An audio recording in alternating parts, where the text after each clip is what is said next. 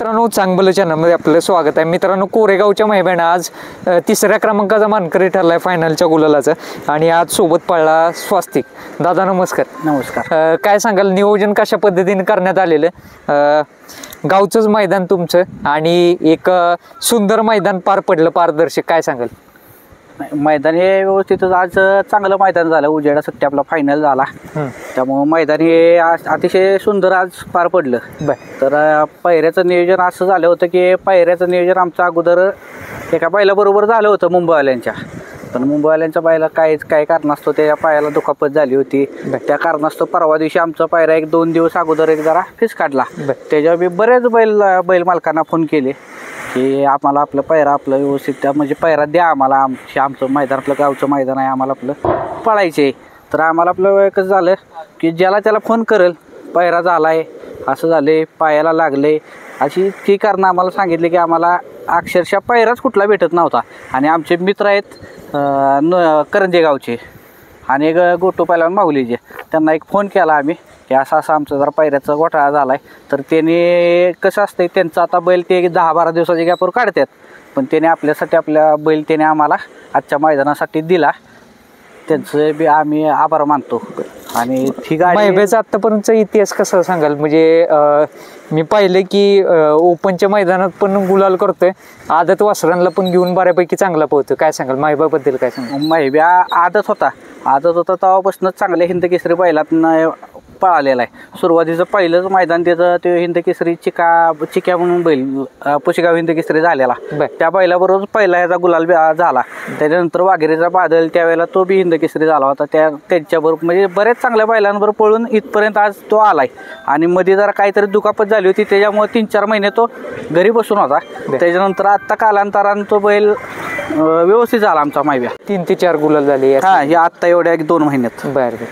तितडीची लढत असते तेव्हा नाराज कधीच करत नाही मैब्यानं आत्तापर्यंत ह्या कोरेगावच्या फाटीला तर कधीच नाराज केलं नाही. आतापर्यंत बरीच मैदानं झाली तर तो कुठल्या बी गटात लागू द्या, कोणाच्या बी सीमीत लागू द्या, शक्यतो गट सीमी 100% पास करून फायनलसाठी पात्र होतो. आणि त्याच्याबरोबर तो स्वस्तिक बी आमची इथं बरेच मैदान तो बी ज्या मैदानाला पाहिलं त्या मैदानाला राहिला होता. त्यामुळे ती गाडी इथं बघायला गेलं तर होम ग्राउंडवर विशेष म्हणजे ते होम पीस झाले झाले. आणि दादा मी पाहतोय की आता साधारणतः तुम्ही एक 10 ते 12 दिवसाचा गॅप देत आहे म्हणजे मैदान करताना. तर त्याचं उद्दिष्ट काय आहे तुमचं? म्हणजे साधारणतः नाही काय, जरा गॅपवर काढल्यानंतर आता कसं आत्ताशी हा दुसरा होता, दुसऱ्यानंतर आत्ताशी तिसरा आता त्याने लावलेला आहे. तर आता कसं आहे, आपण जेवढं दाट मैदान काढू तेवढं स्पीड कमी होतं आणि जेवढं आराम आपण काढू तेवढं बैल पुढं जायला अशी गती वाढवत जाणार आहे. आपल्याला कायमस्वरूपी बैल पळवायचे, त्या हिशोबाने आम्ही 10 कोणत्या नावानं पळते तुमची गाडी? आमची गाडी तशी पळताना पळते बैराम आप्पा शेळके, अक्षय शिंदे कोरेगाव आणि विवेक पिसा पळशी. यशाचे शिल्पकार सर्वजण मेंबर आहेत. आता इथं कॅमेऱ्यामध्ये काही नसतील, पण काय सांगाल म्हणजे त्यांचे जे प्रेमपोटी मैब्या पळतो म्हणावं लागेल. हो, आता बैल आमचा हा आहे का नाही, हा विवेक पिसाळ आणि संकेत शिंदे पळशी त्यांच्याकडे बैल आहेत. ते नियोजन बऱ्यापैकी आत्ता तेच नियोजन करतात. मी 2 महिने मैदानात नव्हतो, त्याच्या अगोदर त्यानेच बैलाचं आपली निगा राखून व्यवस्थित ठेवून व्यायाम देऊन त्याला 2-1 मैदान त्यांनी पहिले ह्याच्या अगोदर फायनलला ठेवला होता. मग त्यांच्या नियोजनात चांगलंच नियोजन त्याने केलं. आतापर्यंत तुम्ही म्हटलं सीझनला 2 गुलाल झालेत. अशी महत्वाची मैदान कुठली झाली त्याची आता आठवणीत राहणारे? अशी मैदान आठवणीत राहणारे ते कुठलं, एक दातेवाडीचं एक मैदान. म्हणजे महत्वाचं मैदान म्हटलं की फायनलला राहतोच. दादा आता भवितव्यामध्ये मोठी मैदान येतात बरीचशी. परमपूज्य सेवागिरी महाराजांचं मैदान आहे पुसेगावचं, कशी तयारी सुरू आहे माहिती? आता तरी त्याचा पायरा अजून तर 27 तारखेचा झालेला नाही. जर चांगला व्यवस्थित पायरा जर भेटला तर शक्यतो आता मोठं मैदान आहे, यात्रेचं हिंदकेसरी मैदान आहे. तर आता सगळ्यांचीच इच्छा राहते की त्या हिंदकेसरी मैदानात जाऊन आपलं पळावं, जेणेकरून गट पास केला, सेमी पास केला, फायनलला राहिला, आठवणी क्षण राहतो.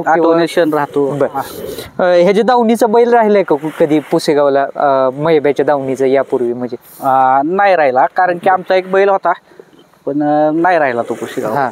म्हणजे एक प्रकारे तुमची म्हणजे मनापासून इच्छा आहे की महिब्यानं या वर्षी नाराज नाही करावं. हा, या वर्षी नाराज नाही करावा. आता इथनं पुढं हे गुलाल तर आम्हाला कधी नाराज करत नाही तो. जर आपल्याकडूनच पायरा करताना जर चूक झाली, कुठं काही मिस्टेक झाली तरच प्रॉब्लेम येतो, नाही तर मग शक्यतो तो तर त्याच्या बाजूनं क्लिअर राहतो. फक्त माणसाची चूक काय झाली तर होती, बाकी काय नाही प्रॉब्लेम. दादा खूप सुंदर मुलाखत दिली आपण आणि नक्कीच भवितव्यामध्ये महिब्या सर्व मैदान गाजवेल. आणि ड्रायव्हर कोण होता आज मेन? म्हणजे मेन ड्रायव्हर आमचा सोमा ड्रायव्हर तरडपकर. महिब्या ज्या मैदानात सोमा ड्रायव्हर असेल त्या मैदानात गुलाल 100% असतोच. का बरं? म्हणजे ते म्हणतात ना मुलुक मैदानाची मैदानी तोफ नाव पडले काहीतरी, काय सांगाल त्याबद्दल? हो, बरोबर आहे. ती मुलुक मैदानी तोफच आहे.